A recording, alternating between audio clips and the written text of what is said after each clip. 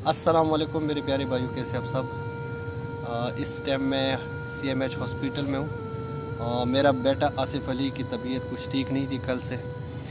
इसको एडमिट किया था एक दिन के लिए। अब शुक्र अल्हम्दुलिल्लाह इसको अभी ये ठीक हो गया है। इसको घर लेके जा रहा हूँ। तो मैं तमाम दोस्तों से रिक्वेस्ट करता हूँ कि प्लीज़ मेरे आसिफ जान के लिए बहुत सारे दुआ करो।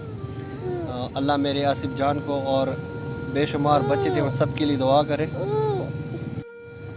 तो ये है मेरा बेटा आसिफ जान, बस इसके लिए बहुत सारे दुआ करो। इंशाल्लाह अभी बिल्कुल ठीक है। लेकिन आप भाइयों की दुआओं के लिए बहुत ज़रूरत है।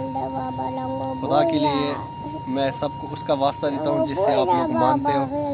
तो मेरे आसिफ जान और उन बच्चों के लिए बहुत सारे दुआ करो। तमाम दोस्तों का बहुत बहुत शुक्रिया। अस्सलाम वालेकुम व रहमतुल्लाहि व बरकातहू।